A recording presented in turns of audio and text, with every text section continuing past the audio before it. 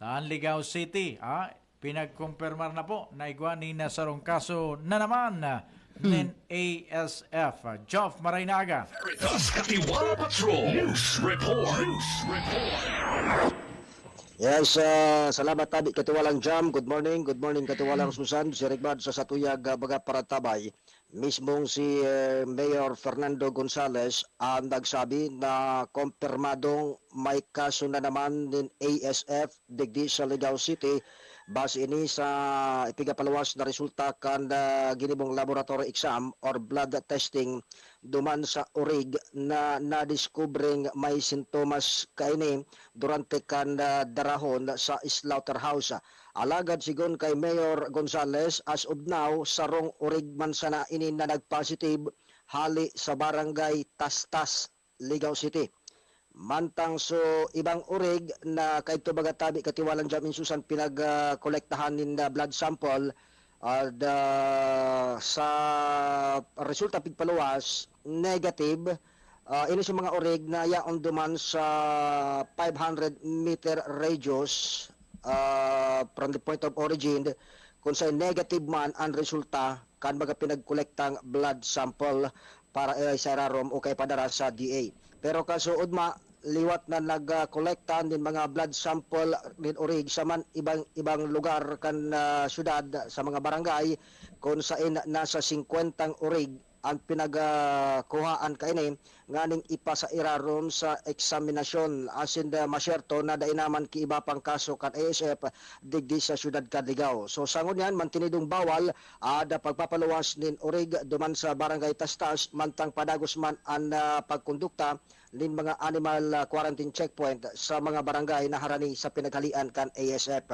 Mientras tanto, may problema tabi katiwalang Jam and Susan na nahiling si Mayor Fernando Gonzales kung pabalik-balik dain mahali ang ASF dito sa probinsya. Ini dahilan ta daimandaan nagkakaigwa ning pagpapatest sa ASF at ibang munisipyo. Bako arog sa buot kan Ligao na sinda regular na nagpapadaranin sample sa DA nganing masiguro na dainangga din ASF or igwadig di sa syudad. Sa inda subot ining na-discover sa Department of Agriculture mismo kung sa inda iki mga nakalista duman na banwaan na regular na nagpapatest sa virus. Kaya sabi kan alkalde, kung siring kaini, dawa ano ang gibuhon kada Ligao na maglikay sa ASF bako harayo na malalaog manggiraray dahilan tadaiman nagpapatest ang ibang lugar. Dapat ngaya pagtarabang-tabangan ini kan bilog na probinsya para labanan ang virus. Sa madaling sabi, magkaigwamanin kaso o dae kay puhan na may regular na random testing sa mga banwaan asin dae na paghalaton pa na may urig na magadan or ngaya mahilingan nin sintomas sa kasana mapadara nin blood sample para isa irarom sa laboratory exam. Sisay dapat ang may ano kaiyan, ang local agriculture office o ang DA mismo ang papautob kan siring kaiyan na lakdang. Kasi magayon na lakdang iyan tanganing totally mahali ang ASF digdi sa Albay. Digdi sa Ligao tabi katiwala nga saan mismong ang LGU ang nag-inisyatibo na magpadara nin blood sample duman sa parang random testing ninda regular nganing masyerto na makakalikay sa ASF anda syudad. Bako ngayang kunwarin may nagadana o kung bako may nahilingan ng sintomas sa kasanama mapadaranin na blood sample. Araw nga kay ningon yan, digdi sa Ligao, kami na sa pag-clearing kan mga lugar, dapat nga sa ibang munisipyo, o kung araw kayo na dahi man naghihiriro, cleared na kami digdi, sa ibang banwaan, tadahi man nagpapatest, tadahi man kikaso, bako harayo na malalaog manggiraray ang syudad kan virus. Baka daing budget ang iba ang kataraid ninda dyan na banwa. Dahil ko lang aram tabi katiwalan san kung saan ang gastos kaad kung ang gastos ka sagot ang kang LGU tas hindi ang mapatest. So dodaraw lang duman sa DA, yun magibukan na Oo. procedure. Pero kung alimbawa ngaya, ngunyan, so magayon na kaisipan yan, nagpakagib mo na ba kan mga annual budget for the 2025? Isabay na yan sa budget kang agriculture, kang agriculture and veterinary office, garukan kada LGU, so local agri and vet office na matawanan ki budget para magkaigwanin regular na aruga and random test sa mga orig. Yes, tabi katiwalang saan. Sabi tangani maray na kaisipan and ining ni Mayor Fernando Gonzales tangani ngayang sabay-sabay na ma-address ining problema sa ASF na pabalik-balik sabi nga ni kan alkalde bata ngayon so bakuna na sabi kan presidente sagud nga pigahalat paninda ikutanaan makakasimbag Di-develop pa gayod. Di pa na Ana problema kay ni Job, baka nag-asa sa probinsya. posible sa Provincial Veterinary Office. Tam problema baga Job sa kada munisipyo, tanarumduman ko kay ito na interview mi si Congressman Didi ng iba pang ibang mga munisipyo, dahil pa talaga ki mga vet officer, veterinary. Yes, saro pa yan na problema. So agriculturist ang nagtutumar action kaan. Ito sinda din kargado sa opisina ka na Agriculture's Office. Pero dapat talaga, igwa ko tang vet officer sa kada munisipyo. Ang focus man kan mga agriculturist and mga agriculture officer diyan sa kada munisipyo magpatanom. Sa pag-ataman kang dai kay ilikon mo digdi sa Legazpi, ang kuyan ang very active ang veterinary office, no, si Doc Manny. Gabos yan bako lang sa pagbabantay kan ASF, so mga helang kan mga hogs, kundi nagkukunyan pa siya, nakakatabang sa agriculture office na mag-produce nin mga pagkakan tanganing masustiniran so supply kan pagkaon dangan may mga Joff, may mga programa pang nakakatabang duman sa pagpapababa kan mga kaso kan malnutrition dahil diyan sa dahil napoprotehiran so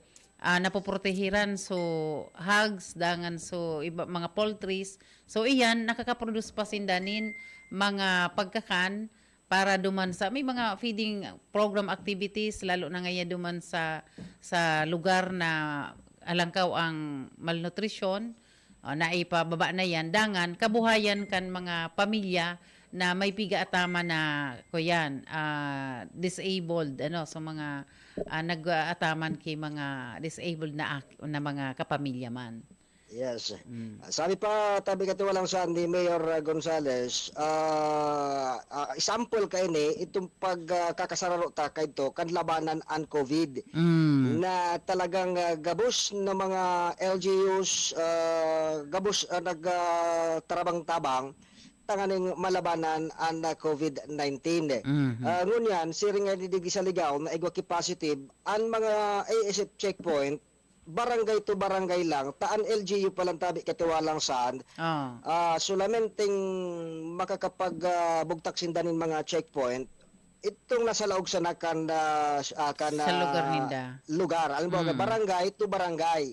Pero sa mga boundary kan munisipyo, ang inkargado pa lang kayo na dapat na magkaag ang probinsya.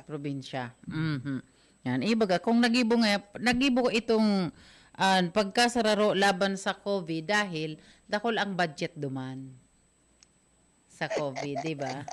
Dakol sa budget. Digday pa siguro pag tinawanan man in focus kang gobyerno, no, tawanan man ki dakulang budget para labanan ang ASF kasi importante ini ang apektado ka ni pagkakan. So supply kan pagkakan na ang saro sa objeto bagakan sa tuyang gobyerno maging sa national food sufficiency. No. So paano ka magkaigwa ki sufficienting pagkakan kung may problemang naglalakop na helang digdi sa mga hogs and poultries, di ba? Saro pa dyan ang livelihood.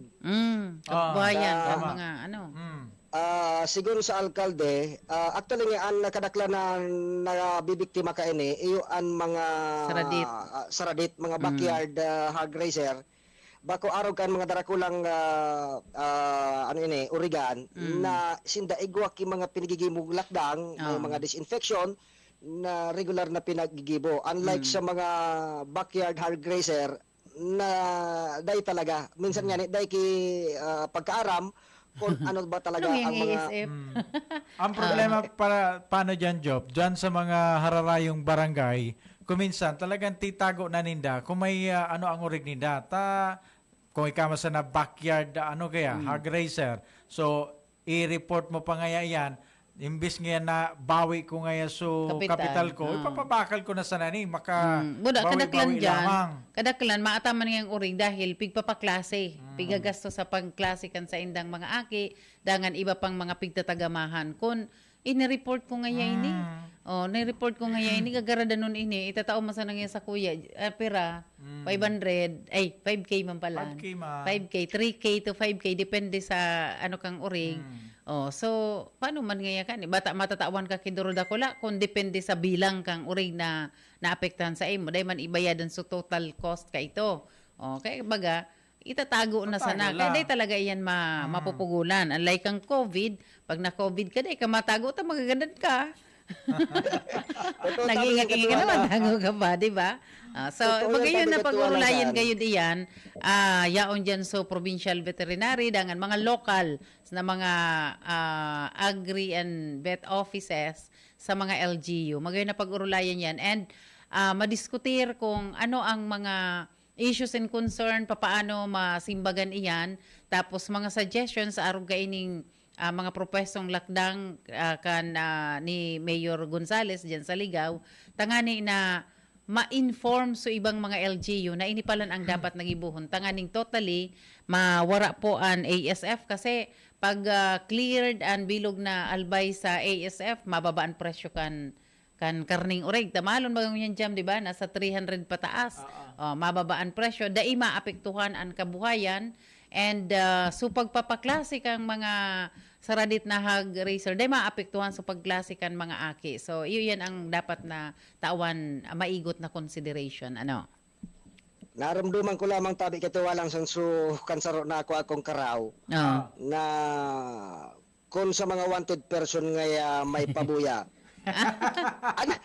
ano daw ngaya kung an informant kan ASF. suspected ASF may pabuya. Day may tatago kan may sadiri kan urig.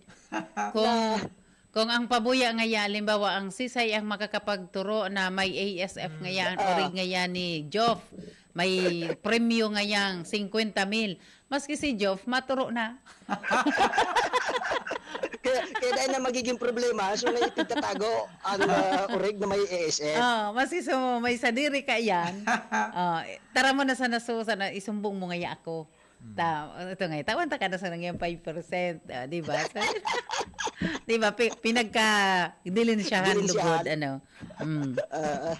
Okay, yan ang istorya, gikan tigdi sa 3rd District, Jup Peñafiel, Veritas, Legazpi, katiwala sa katotohanan. Veritas Katiwala Patrol News.